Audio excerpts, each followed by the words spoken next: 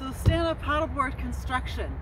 You cannot tell by just looking at a stand-up paddleboard what it will ride on in the water.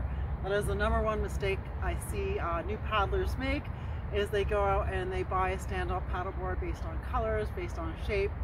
You really need to get that thing out on the water. So most reputable dealers will have a paddle and try or some kind of short-term arrangement that you can bring back the board, because it is all different. Some of the things that you should know about paddleboards, for instance, with the inflatable stand-up paddleboards, they vary hugely in quality. You will generally get what you pay for. On the lower ends, we have paddleboards that look exactly like this, but they are filled with air. They are, in essence, giant floaties.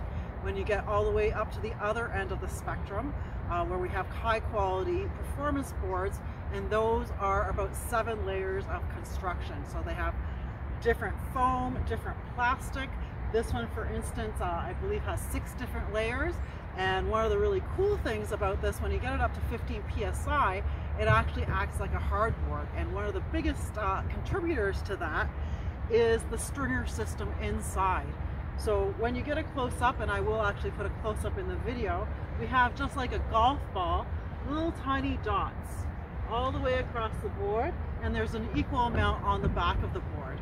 Between those 2 spaces, there are actually, it's attached, so they're called stringers, and they go from the very front to the very back. So when it's inflated, it is actually held together, and it feels and looks and handles 100% like a hard board. In fact, a lot of my students through the years wouldn't even know that these are inflatable boards, and when I tell them, they're actually really, really surprised. With hard boards, with bamboo boards, the same thing applies. There can be different layers of construction.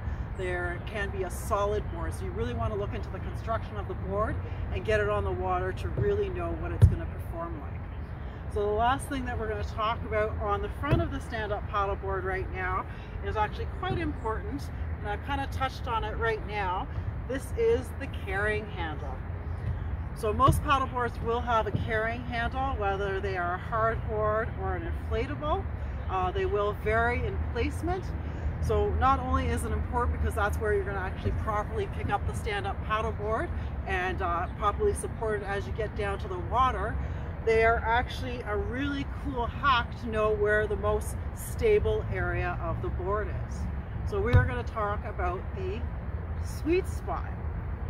If you haven't heard of the sweet spot, usually in any sport, it refers to the most ideal spot. So golf has a sweet spot, hockey has a sweet spot, all the sports have a sweet spot. When we talk about stand-up paddleboarding, when we talk about the sweet spot on the board, it refers to the most stable area of the board. One way to ascertain this, and it doesn't matter what board you're looking at, so if you're going to do rentals, if you're borrowing a friend's board, you basically look for the carrying handle, and we are going to do a cross right through the middle of it. And this will, in this foot area, will give us the most stable area of the board, or the sweet spot. So whatever board you go to use, always locate the center of the board, the sweet spot. That's going to be your most stable area to stand in for flat water paddling. So in this board, again, it's going to be right here. So when we're going through the stance and we're doing our paddle strokes, remember you are going to be placed right over here.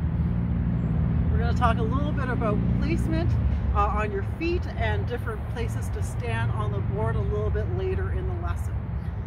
So now we're going to flip over the board, and I'm going to show you the next most important thing.